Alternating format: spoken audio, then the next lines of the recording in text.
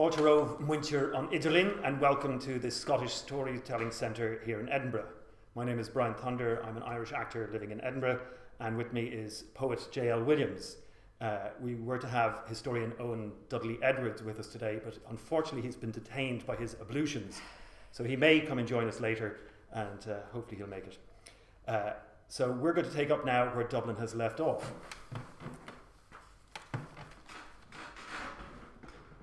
To be short, this passage was scarce by, when Master Dixon of Mary and Eccles, goodly grinning, asked young Stephen what was the reason why he had not decided to take friar's vows. And he answered him, obedience in the womb, chastity in the tomb, but involuntary poverty all his days. Master Lenehan at this made return that he had heard of those nefarious deeds, and how, as he heard hereof counted, he had besmirched the lily virtue of a confiding female, which was corruption of minors. And they all intershowed it to, waxing merry and toasting to his fathership. But, he said, very entirely it was clean contrary to their suppose, for he was the eternal Son and ever Virgin. Thereat mirth grew in them the more, and they rehearsed to him his curious rite of wedlock for the disrobing and deflowering of spouses, as the priests use in Madagascar Island. She to be in guise of white and saffron, her groom in white and grain, with burning nard and tapers, on a bride bed, while clerks sung Kyries and the anthem Ut novator sexus omnis corpus mysterium, till she was there unmaided. He gave them then a much admirable hymen minim by those delicate poets, Master John Fletcher and Master Francis Beaumont, that is in their Maid's Tragedy, that was writ for a like twining of lovers. To bed was the burden of it, to be played with accompanable content upon the virginals, an exquisite dulcet epithalame of the most mollicative swadency for juveniles amatory, whom the odiferous flambeaux of the paranymphs have escorted to the quadrupedal proscenium of connubial communion. Well met they were, said Master Dixon, joyed. But harkye, young sir, better they were named Bow, Mount, and Letcher, for, by my troth, of such a mingling much might come. Young Stephen said, indeed, to his best remembrance they had but the one doxy between them, and she of the stews, to make shift with in delights amorous, for life ran very high in those days, and the custom of the country approved with it. Greater love than this, he said, no man hath, that a man lay down his wife for his friend. Go thou and do likewise.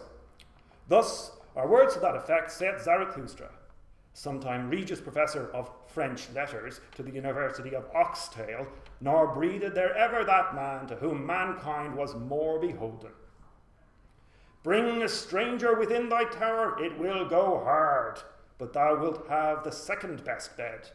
Orate fratres pro meta mem tipso, and all the people shall say, Amen.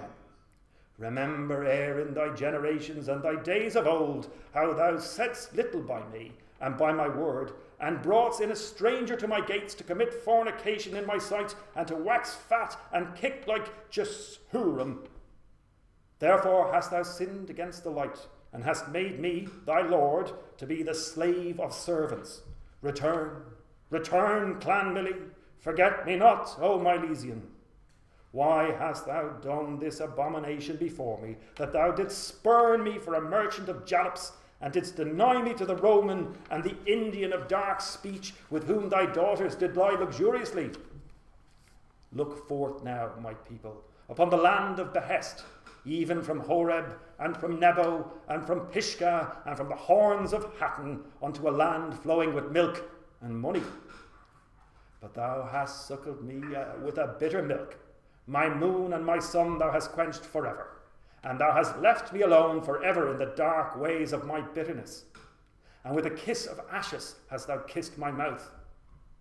This tenebrosity of the interior, he proceeded to say, had not been illumined by the wit of that Septuagint, nor so much as mentioned for the Orient from on high, which breaks hell's gates, visited a darkness that was foranius. Assufaction minorates atrocities, as Tully saith of his darling Stoics, and Hamlet, his father showeth the prince no blister of combustion. The adiphane in the noon of life is an Egypt's plague, which, in the nights of pre-nativity and post-mortemity, is their most proper ubi and quomodo, and as the ends ultimates of all things accords, in some mean and measure, with their inceptions and originals. The same multiplicit concordance which leads forth growth from birth, accomplishing by retrogressive metamorphosis that minishing and ablation towards the final which is agreeable unto nature. So is it with our solar being. The aged sisters draw us into life. We wail, batten, sport, clip, clasp, sunder, dwindle, die.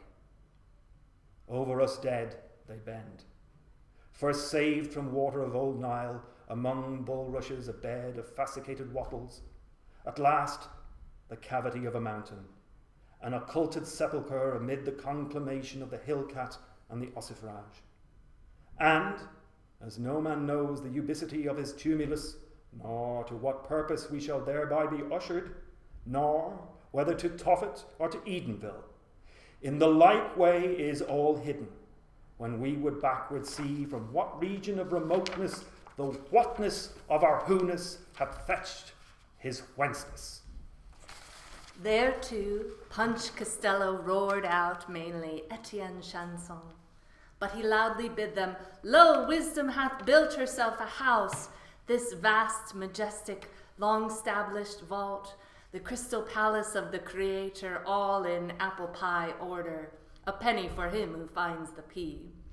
Behold the mansion reared by dead old Jack, see the malt stored in many a refluent sack, in the proud cirque of Jack John's biovac. A black crack of noise in the street here, alack, bawled back. Loud on left Thor thundered, in anger awful the hammer hurler. Came now the storm that hissed his heart, and Master Lynch bade him have a care to flout and wit wanton, as the god self was angered for his hell-prate and pageantry. And he that had erst challenged to be so doughty waxed pale, as they might all mark and shrank together, and his pitch that was before so hot uplift was now of a sudden quite plucked down, and his heart shook within the cage of his breast as he tasted the rumour of that storm.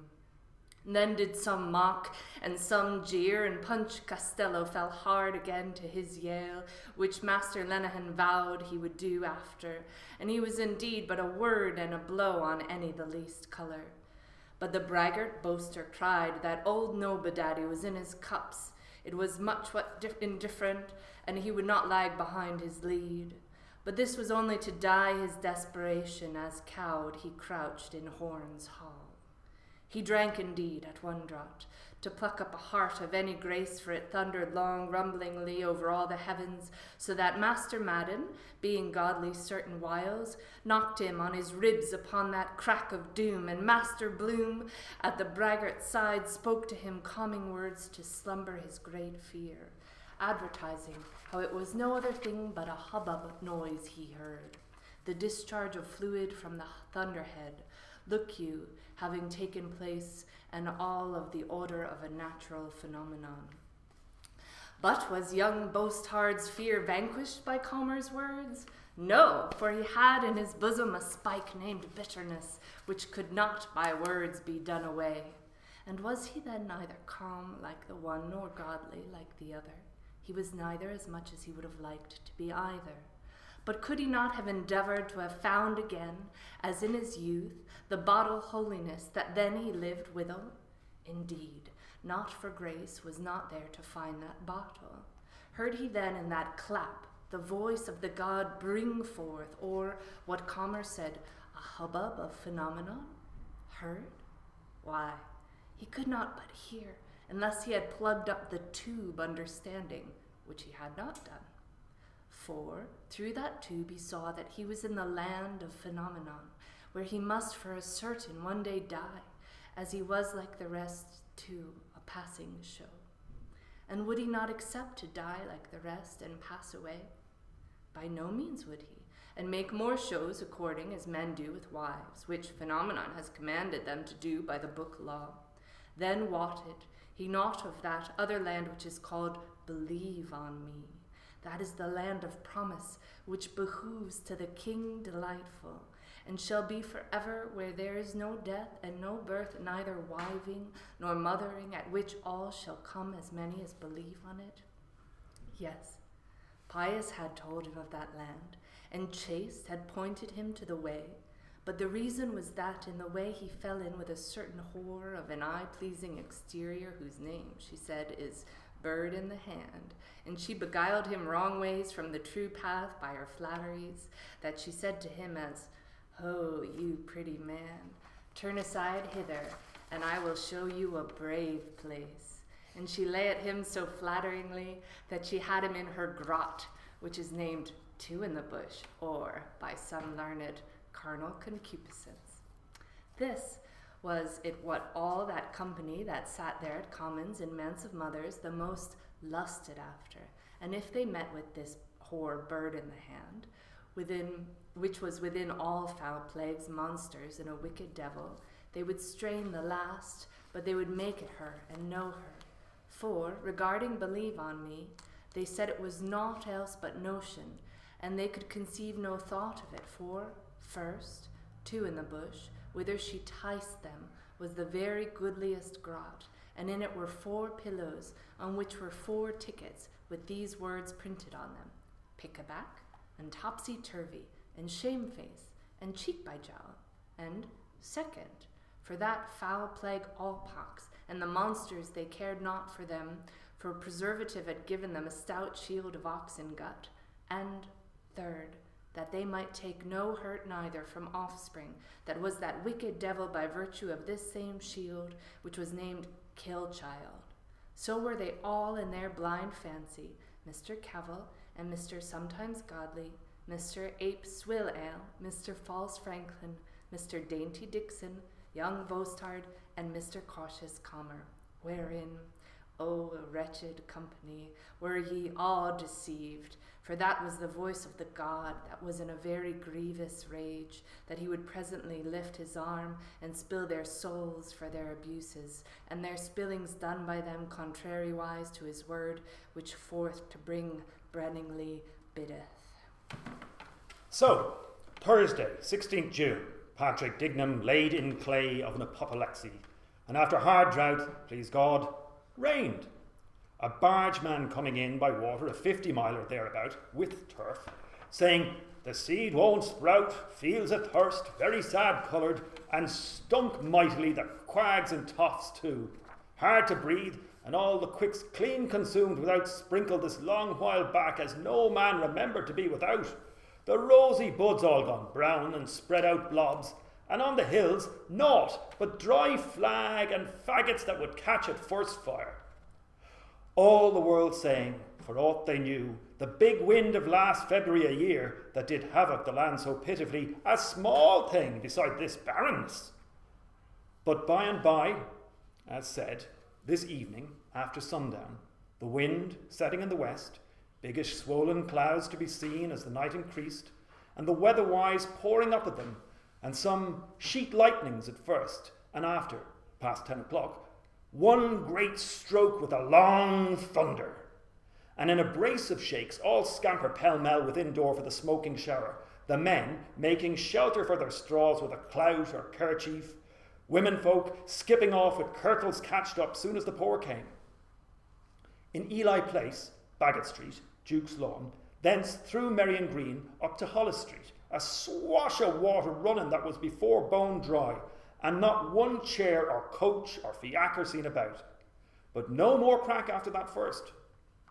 Over against the Right Honourable Mr. Justice Fitzgibbon's door, that is to sit with Mr. Healy, the lawyer upon the college lands, Mal Mulligan, a gentleman's gentleman, that had but come from Mr. Moore's, the writer's, that was a papish, but is now, folks say, a good Williamite, chanced against Alec Bannon in a cut bob, which are now in with dance cloaks of Kendall Green, that was new got to town from Mullingar with the stage, where his cause, and Mal M's brother, will stay a month yet till St. Swithin, and asks, What in the earth does he does there?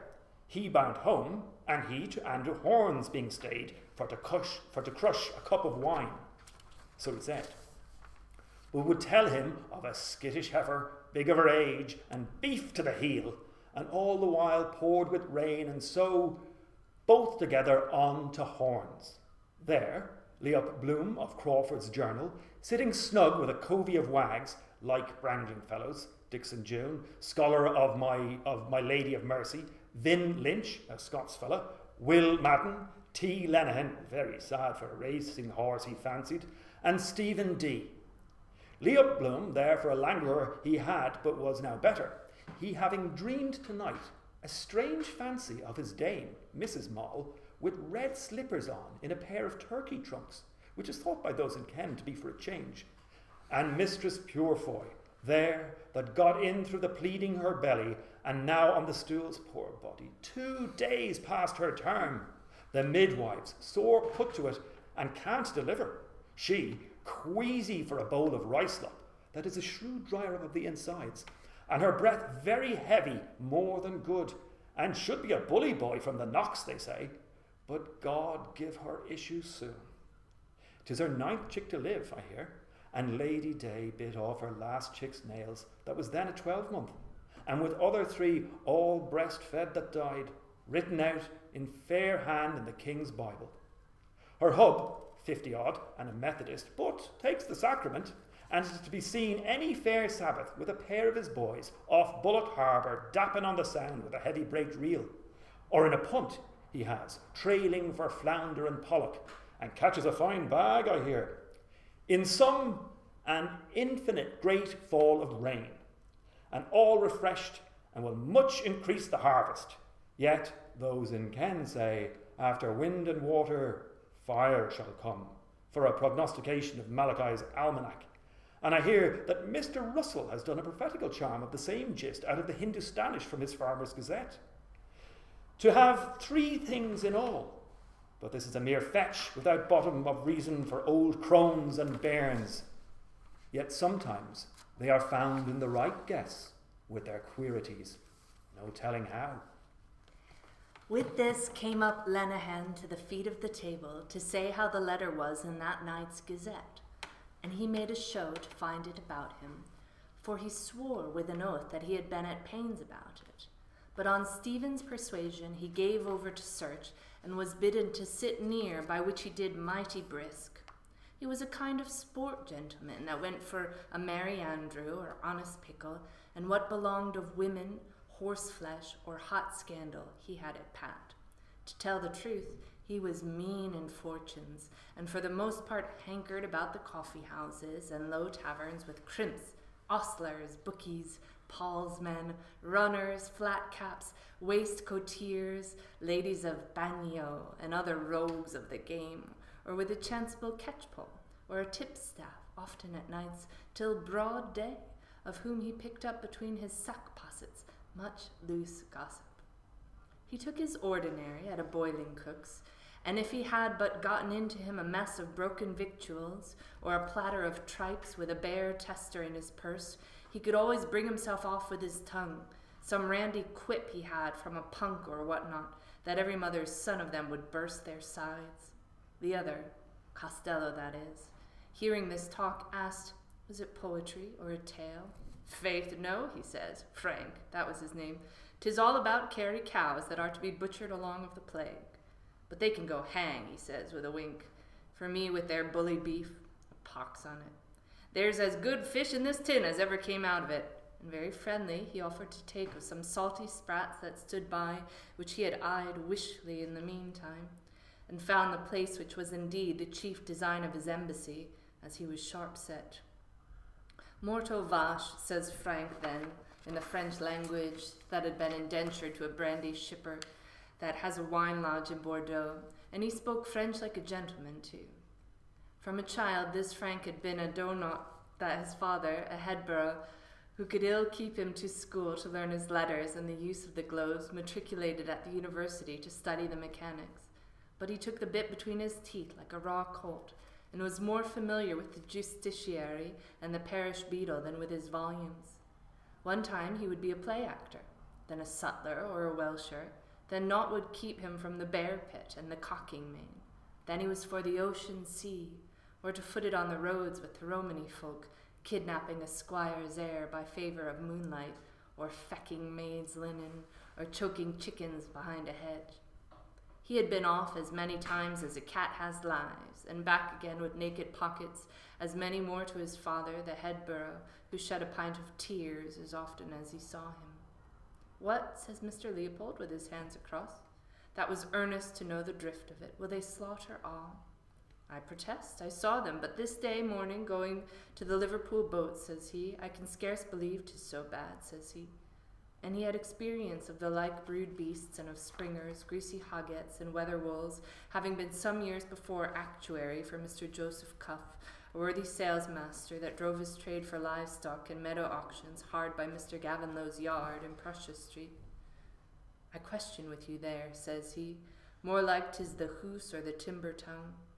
Mr. Stephen, a little moved, but very handsomely, told him no such matter, and that he had dispatches from the Emperor's chief tail tickler, thanking him for the hospitality, that was sending over Dr. Rinderpest, the best quoted cow-catcher in all Muscovy, with a bolus or two of physic to take the bull by the horns.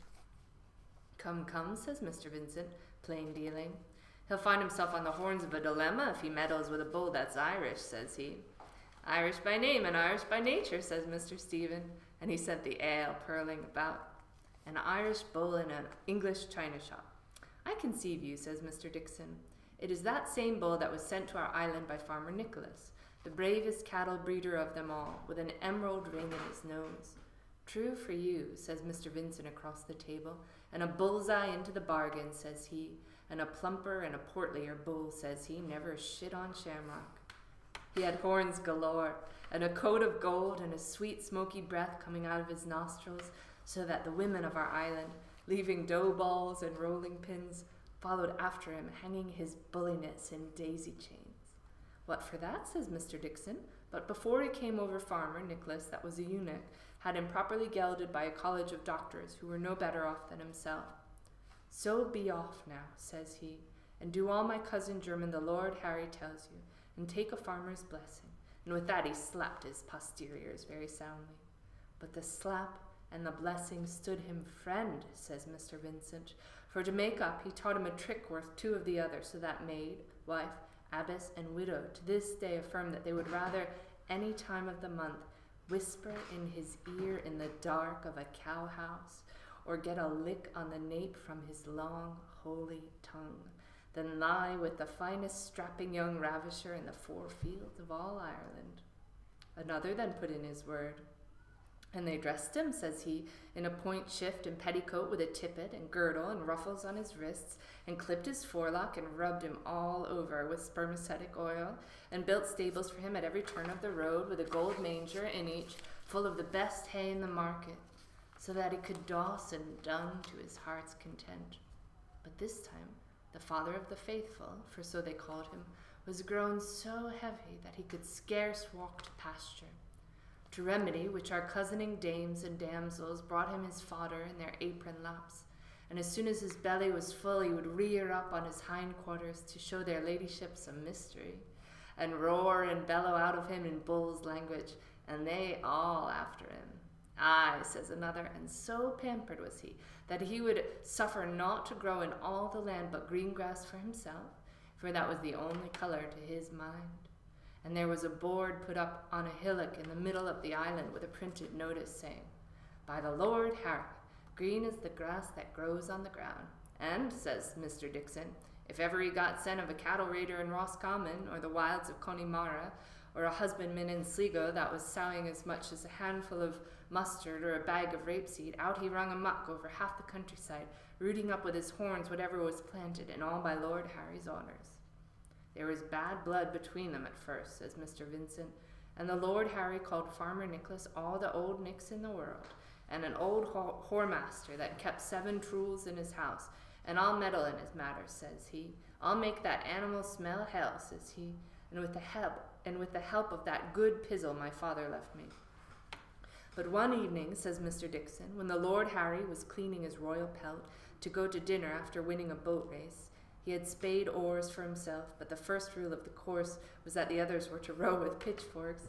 He discovered in himself a wonderful likeness to a bull, and on picking up a black-thumbed chapbook that he kept in the pantry, he found sure enough that he was a left-handed descendant of the famous champion bull of the Romans, Bos Bovum, which is a good bog Latin for boss of the show.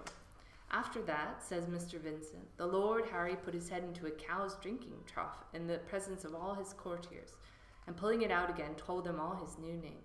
Then, with the water running off him, he got into an old smock and skirt that had belonged to his grandmother, and bought grammar of the bull's language to study, but he could never learn a word of it, except the first personal pronoun, which he copied out big and got off by heart.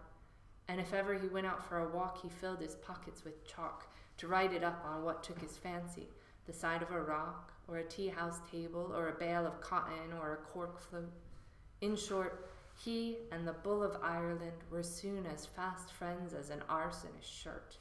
They were, says Mr. Stephen, and the end was that the men of the island, seeing no help was toward, as the ungreat women were all of one mind, made a wary raft, loaded themselves and their bundles of chattels on shipboard, set all masts erect, manned the yards, sprang their luff, heaved to, spread 3 sheets in the wind, put her head between wind and water, weighed anchor, ported her helm, ran up the Jolly Roger, gave 3 times 3, let the bull gun run, pushed off in their bumboat and put out to sea to recover the main of America, which was the occasion, says Mr. Vincent, of the composing by a boatswain of that rollicky chanty, Pope Peter's but a piss a bed, a man's a man for all that.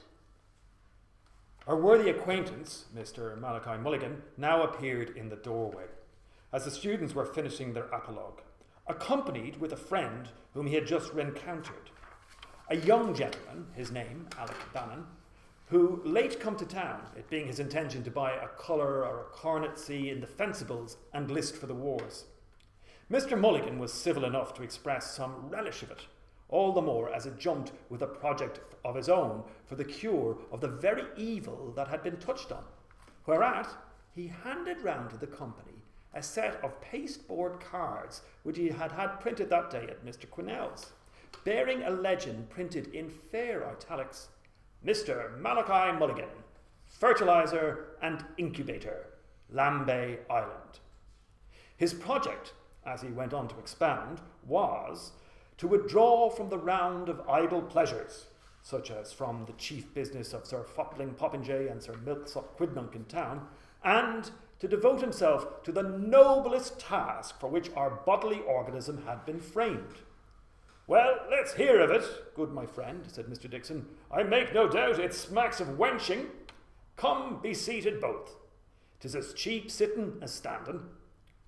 Mr. Mulligan accepted of the invitation, and expiating upon his design, told his hearers that he had been led into this thought by a consideration of the causes of sterility, both the inhibitory and the prohibitory, where the inhibition in its turn were due to conjugal vexations or to a parsimony of the balance, as well as whether the prohibition proceeded from defects congenital or from proclivities acquired. It grieved him plaguily, he said, to see the nuptial couch defrauded of its dearest pleasures, and to reflect upon so many agreeable females with rich jointures, a prey to the vilest bonzes who hide their flambeaux under a bushel in an uncongenial cloister, or lose their womanly bloom in the embraces of some unaccountable muskin, when they might multiply the inlets of happiness, sacrificing the inestimable jewel of their sex, when 100 pretty fellows were at hand to caress. This, he assured them, made his heart weep. To curb this inconvenient, which he concluded due to a suppression of latent heat, having advised with certain counsellors of worth, and inspected into this matter, he had resolved to purchase in fee simple forever the freehold of Lambay Island from its holder, Lord Talbot de Malahide, a Tory gentleman of note, much in favour with our ascendancy party. He proposed to set up there a national fertilising farm to be named Omphalos, with an obelisk hewn and erected after the fashion of Egypt, and to offer his dutiful yeoman services for the fecundation of any female of what grade of life soever, who should there direct to him with the desire of fulfilling the functions of her natural. Money was no object, he said, nor would he take a penny for his pains.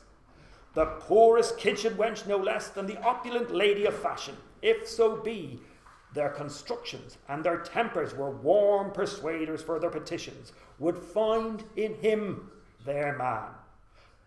For his nutriment, he showed them how he would feed himself exclusively upon a diet of savoury tubercles and fish and conies there, the flesh of these latter prolific rodents being highly recommended for his purpose, both broiled and stewed, with a blade of mace and a pod or two of capsicum chilies.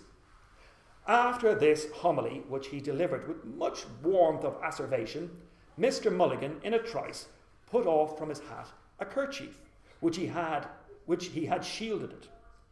They both, it seems, had been overtaken by the rain, and for all their mending their pace, had taken water, as might be observed by Mr. Mulligan's small clothes of a hodden grey, which was now somewhat piebald. His project, meanwhile, was very favourably entertained by his auditors, and won hearty eulogies from all, though Mr. Dixon of Mary's accepted to it, asking, with a finicky air, did he propose also to carry coals to Newcastle? Mr. Mulligan, however, made court to the scholarly by an apt quotation from the classics, which, as it dwelt upon his memory, seemed to him a sound and tasteful support of his contention. Talis actanta depravatio hujus seculi, o quiertes ut matres familiarum nostre lascivacas hujus libet, semiviri licibi titalitones testivus, ponderosus atque exilis erectionibus, centurium Romanorum magno pere anteponit, while, for those of ruder wit, he drove home his point by analogies of the animal kingdom more suitable to their stomach, the buck and doe of the forest glade, the farmyard drake and duck. Valuing himself not a little upon his elegance, being a proper man of person, this talkative now applied himself to his dress, with an adversions upon some heat, upon the sudden whimsy of the atmospherics, while the company lavished their encomiums upon the project he had advanced. The young gentleman, his friend, overjoyed as he was at a passage that had befallen him, could not forbear to tell it his nearest neighbour. Mr. Mulligan, now perceiving the table, asked for whom were those loaves and fishes, and seeing the stranger, he made him a civil bow and said, "Pray, sir, was you in need of any professional assistance we could give?" Who, upon his offer, thanked him very heartily, though preserving his proper distance, and replied that he was come there about a lady, now an inmate of Horn's house, that was in an interesting condition, poor body, from women's woe. And here he fetched a deep sigh, to know if her happiness had yet taken place. Mr. Dixon, to turn the table, took on to ask of Mr. Mulligan himself whether his incipient ventripotence upon which he rallied him betokened an ovoblastic gestation in the prostate utricle, or male womb, or was due, as with the noted physician Mr. Austin Meldon, to a wolf in the stomach. For answer, Mr. Mulligan, in a gale of laughter at his smalls, smote himself bravely below the diaphragm, exclaiming with an admirable droll mimic of Mother Grogan, "The most excellent creature for sex, though 'tis pity she's a trollop. There's a belly that never bore a bastard." This was so happy a conceit that it renewed the storms of mirth, and threw the whole room into most violent agitations of delight. The spry rattle had run on in some vein of mimicry, but for some larum in the antechamber.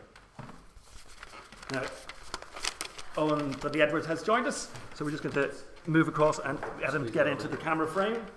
You're very welcome home. Nice to have you. Right, get that chair right in at the beginning. That's no problem at all. That chair right in and we're Is it all? all the way right in beside it. Get close up to Jennifer there. Yeah. That's at your feet now. Watch yourself. Watch your step. So if you want to carry on from that point there, you could. Certainly. Just give me the baton. Away you go. We're live the whole time here. Here the listener was no other than the Scotch student, a little fume of a fellow, blond as tow, congratulated in the liveliest fashion with the young gentleman, and interrupting the narrative at a salient point, having desired his vis-a-vis with a polite beck to have the obligingness to pass him a flagon of cordial waters, at the same time by a questioning poise of the head, a whole century of polite breeding had not achieved so nice a gesture, to which was united an equivalent but contrary balance of the head, asked the narrator as plainly as ever was done in words, if he might treat him with a cup of it. Mais bien sûr, noble stranger, said he cheerily, et mille et mille compliments. That you may, and very opportunely, there was wanted nothing but this cup to crown my felicity. But gracious heavens, was I left with but a crust in my wallet, and a cupful of water from the well, my God, I would accept of them, and find it in my heart to kneel down upon the ground, and give thanks to the powers above, for the happiness vouchsafed me by the giver of good things.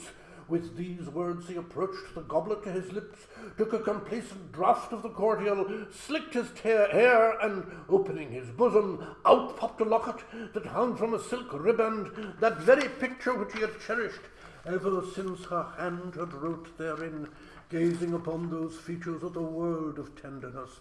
Ah, monsieur, he said, had you but beheld her as I did with these eyes at that affecting instant when her dainty tucker and her new coquette cap, a gift for her feast day, as she told me, in such an artless disorder of so melting a tenderness, upon my conscience, even you, monsieur, have been impelled by generous nature to deliver yourself wholly into the hands of such an enemy, or to quit the field forever.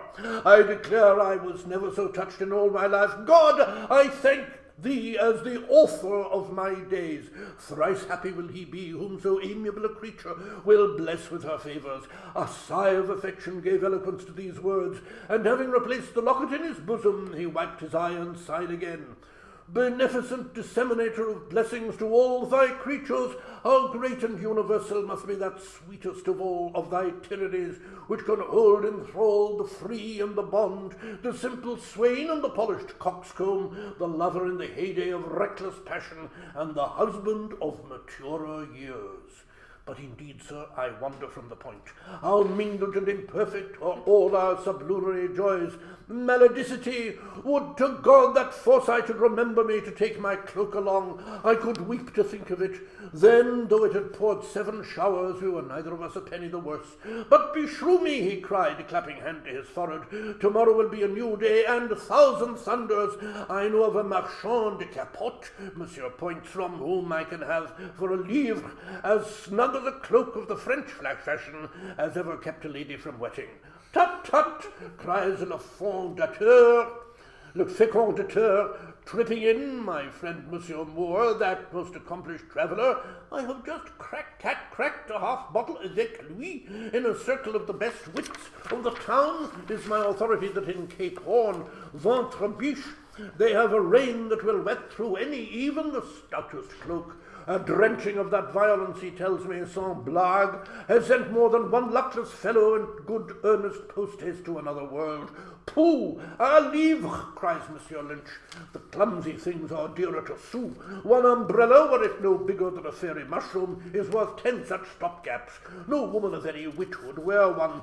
My dear Kitty told me today that she would dance in a deluge before ever she would starve in such an ark of salvation, for, as she reminded me, blushing piquantly and whispering in my ear, though there was none to snap her words but giddy butterflies, Dame Nature, by the divine blessing, has implanted it in our heart, and it has become a household word that, de chose, for which the innocence of our original garb in other circumstances a breach of the proprieties is the fittest, nay, the only garment. The first, said she, and here my pretty philosopher, as I handed her to her tilbury, to fix my attention, gently tipped with her tongue the outer chamber of my ear. The first is a bath.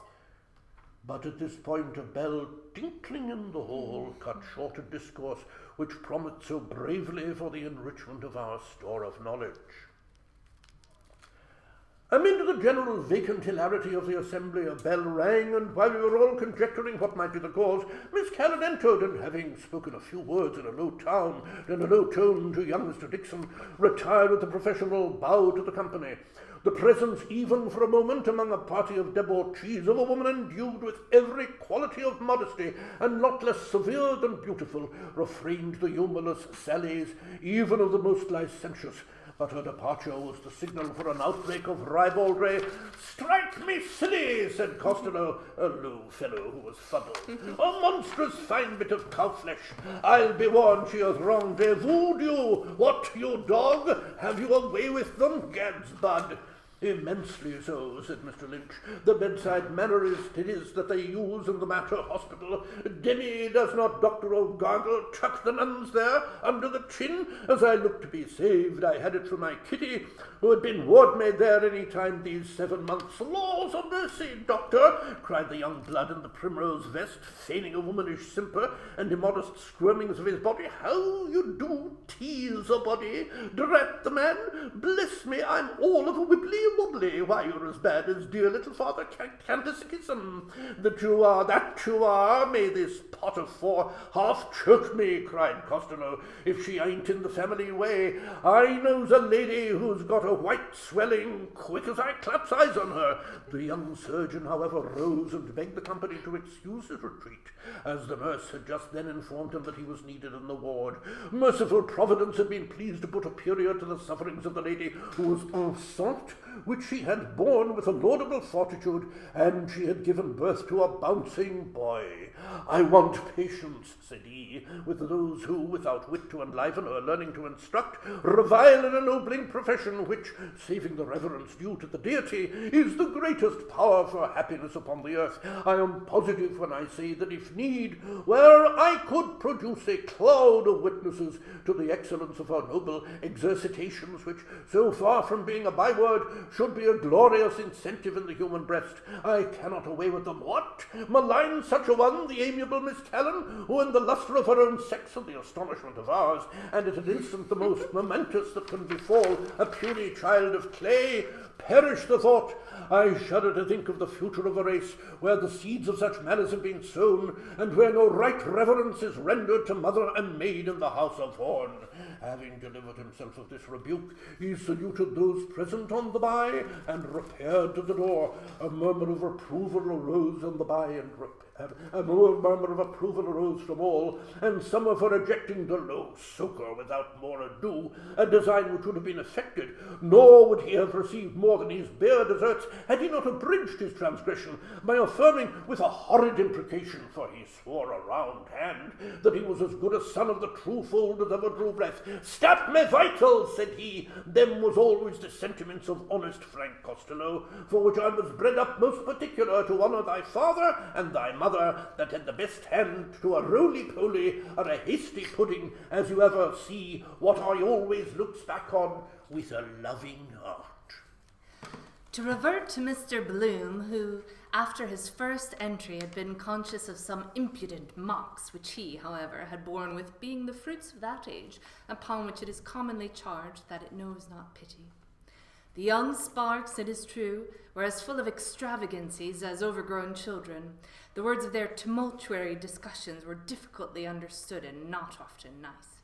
Their testiness and outrageous small were such that his intellects resiled from, nor were they scrupulously sensible of the proprieties, though their fund of strong animal spirits spoke in their behalf. But the word of Mr. Costello was an unwelcome language for him, for he nauseated the wretch that seemed to him a crop-eared creature of a misshapen gibbosity, born out of wedlock and thrust like a crookback, teethed and feet first into the world, which the dint of the surgeon's pliers in his skull lent indeed a colour to, so as it put him in thought of that missing link of creation's chain desiderated by the late ingenious Mr. Darwin. It was now for more than the middle span of our allotted years that he had passed through the 1,000 vicissitudes of existence, and, Being of a wary ascendancy in self, a man of rare forecast, he had enjoined his heart to a prompt antidote of experience to cause their insolency to beat a precipitate and inglorious retreat. Not but what he could feel with meddlesome youth which, caring naught for the mows of dotards or the gruntlings of the severe, is ever, as the chaste fancy of the holy writer expresses it, for eating of the tree, forbid it yet not so far forth as to pretermit humanity upon any condition soever towards a gentlewoman when she was about her lawful occasions. Pain through no fault of hers.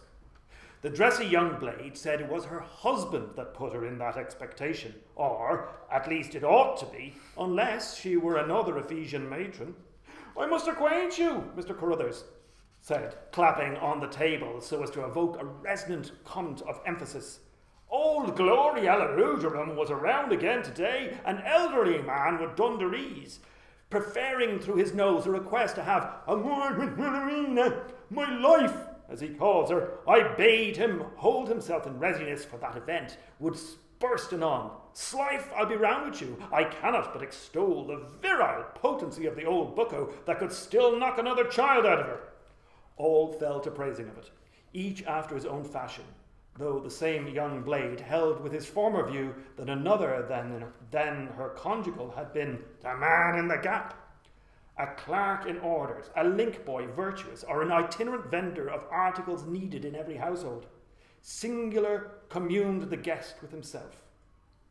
The wonderfully unequal faculty of metempsychosis possessed by them, that the puerile dormitory and the dissecting theatre should be the seminaries of such frivolity, that the mere acquisition of academic titles should suffice to transform, in a pinch of time, these votaries of levity into exemplary practitioners of an art which most men, anywise eminent, have esteemed the noblest. But, he further added, it is, mayhap, to relieve the pent-up feelings that in common oppress them. For I have more than once observed that birds of a feather laugh together. But with what fitness, let it be asked of the noble lord, his patron, has this alien, whom the concession of a gracious prince has admitted as civil rights, constituted himself the lord paramount of our internal polity? Where is now that gratitude which loyalty should have counselled? During the recent war, whenever the enemy had a temporary advantage with his granados, did this traitor to his kind not seize that moment to discharge his piece against the empire of which he is a tenant at will, while he trembled for the security of his 4%? And has he forgotten this as he forgets all benefits received? Or is it that from being a deluder of others he has become at last his own dupe, as he is, if report belie him not, his own and his only enjoyer? Far be it from candour to violate the bedchamber of a respectable lady, the daughter of the gallant major, or to cast the most distant reflections upon her virtue. But if he challenges attention there, as it was indeed highly his interest not to have done, then be it so.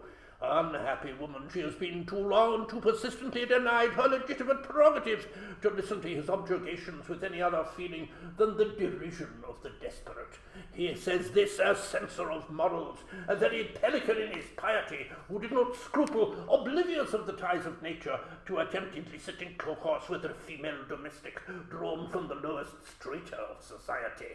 Nay, had the hussy's scouring brush not been her tutelary angel, it had gone with her as hard as with Hagar the Egyptian. In the question of the grazing lands, his peevish asperity is notorious, and in Mr. Cuff's hearing brought upon him from an indignant rancher a scathing retort couched in terms as straightforward as they were bucolic. It ill becomes him to preach that gospel. Has he not nearer home a seed field with that lies fallow for the want of a ploughshare? A habit reprehensible at puberty as second nature, and an opprobrium in middle life, if he must dispense his balm of Gilead in nostrums and apophthegms of dubious taste, to restore to health the generation of unfledged profligates. Let his practice consist better with the doctrines that now engross him. His marital breast is the repository of secrets which decorum is reluctant to adduce. The lewd suggestions of some faded beauty may console him for a consort neglected and debauched, but this new exponent of morals and heroes of ills is at his best an exotic tree, which when rooted in its native orient throve and flourished and was abundant in balm, but transplanted to a clime more temperate, its roots have lost their quondam vigour, while the stuff that comes away from it is stagnant, acid, and inoperative.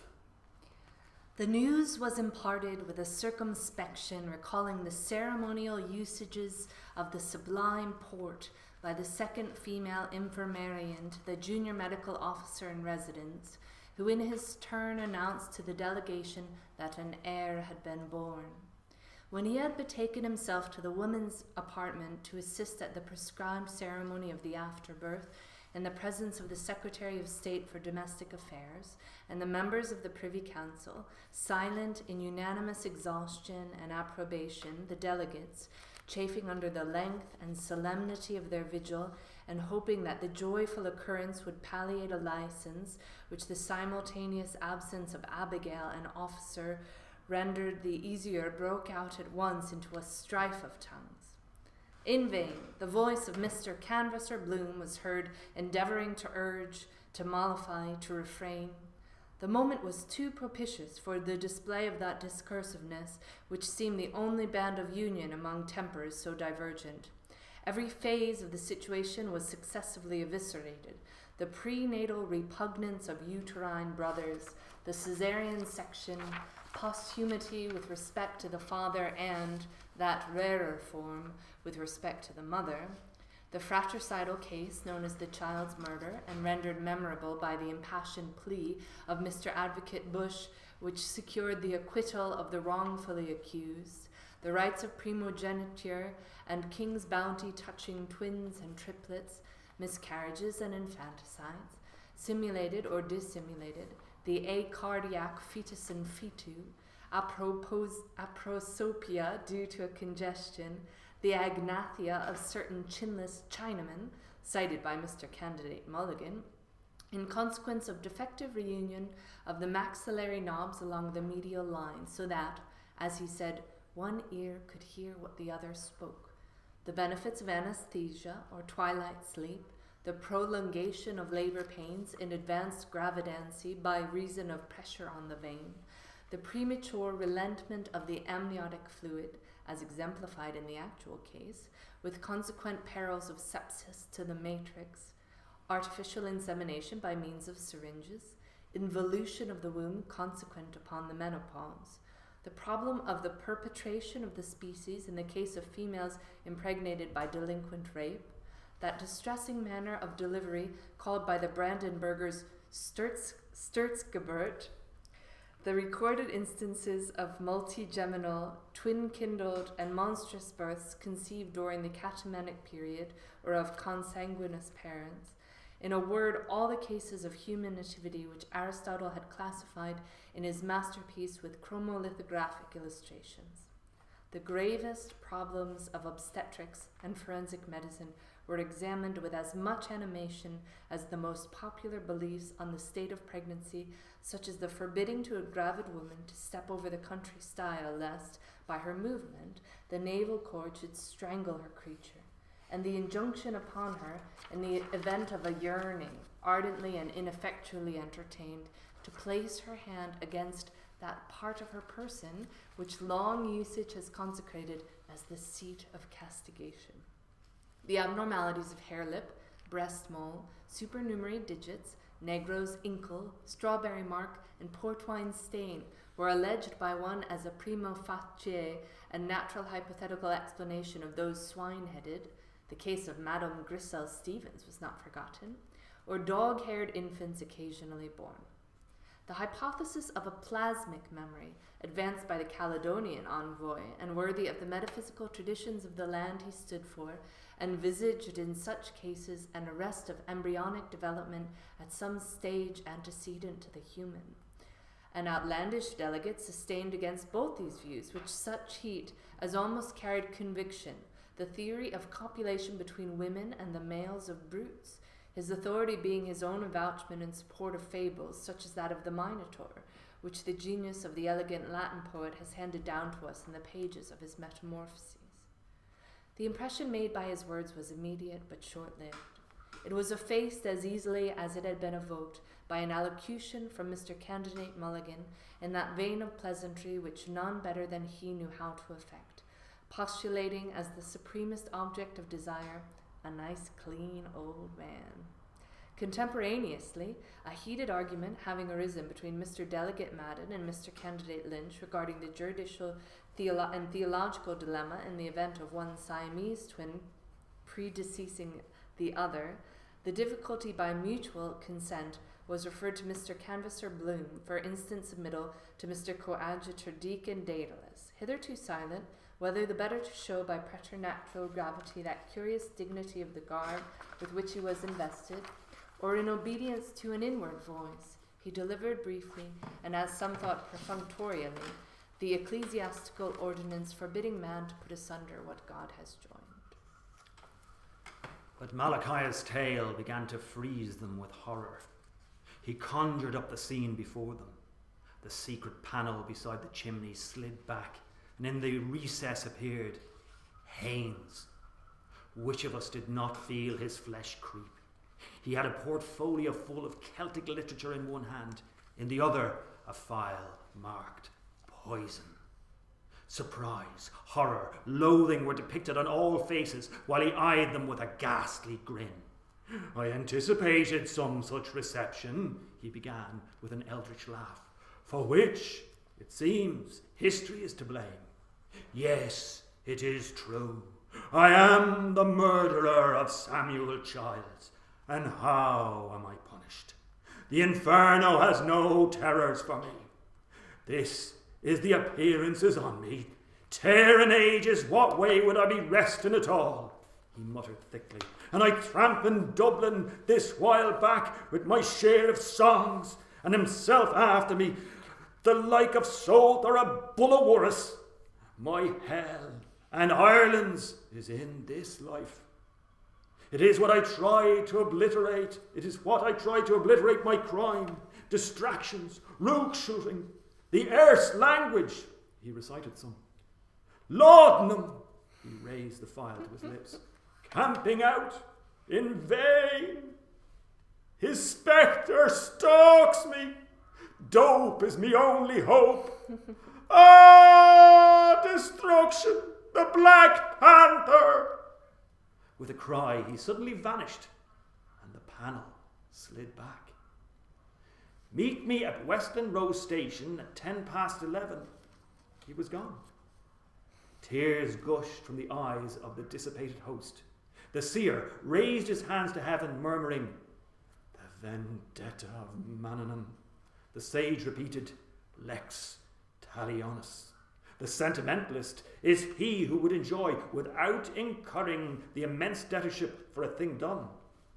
Malachias, overcome by emotion, ceased. The mystery was unveiled. Haynes was the third brother. His real name was Childs. The Black Panther was himself the ghost of his own father. He drank drugs to obliterate. For this relief, much thanks.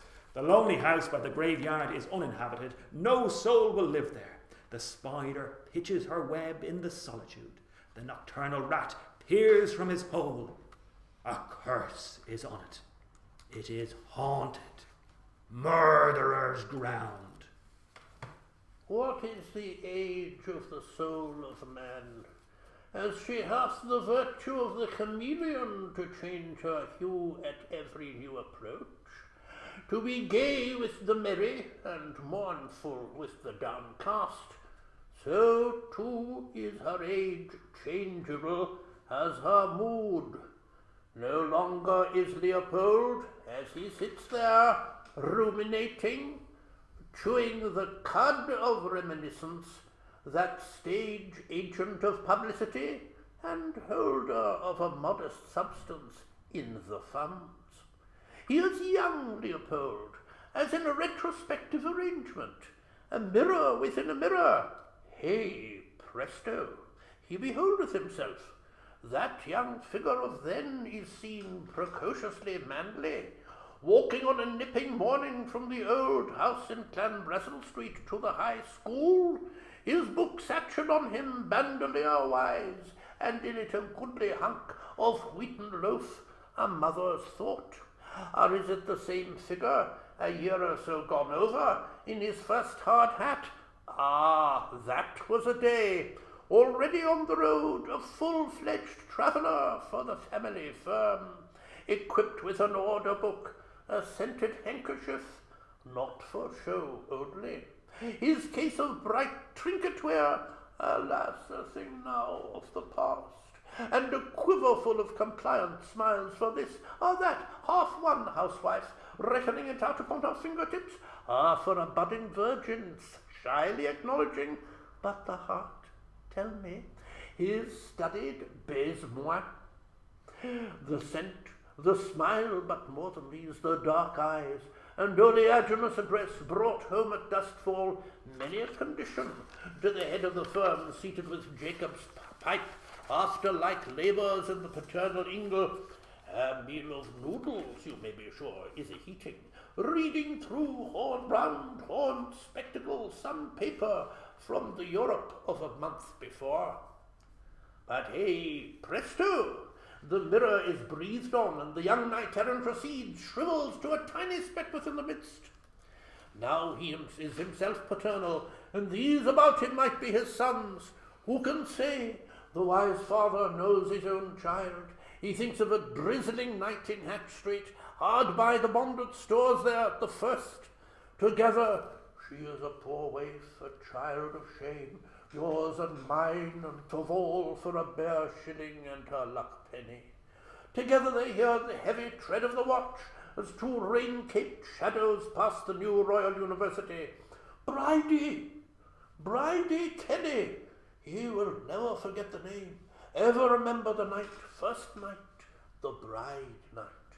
There entwined in nethermost darkness, the willow with the wild, and an instant, fiat, light shall flood the world.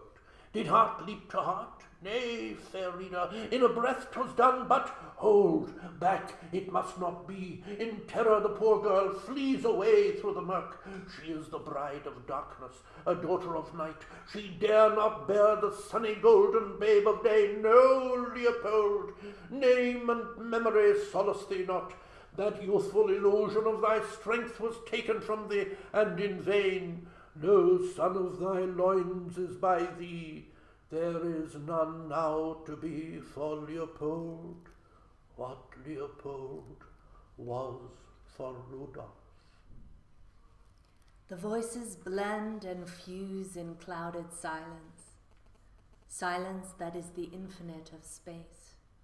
And swiftly, silently, the soul is wafted over regions of cycles of generations that have lived.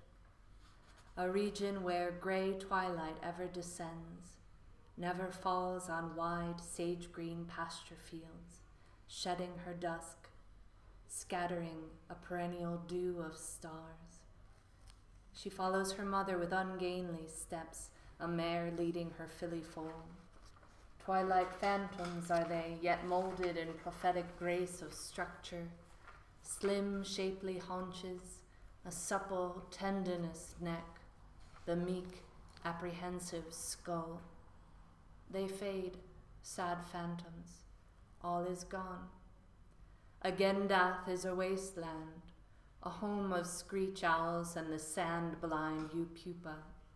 Netaim, the golden, is no more. And on the highway of the clouds they come, muttering thunder of rebellion, the ghosts of beasts. Hark!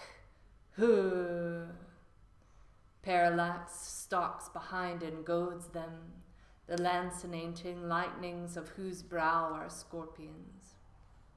Elk and yak, the bulls of Bashan and of Babylon, mammoth and mastodon, they come trooping to the sunken sea, lax mortis.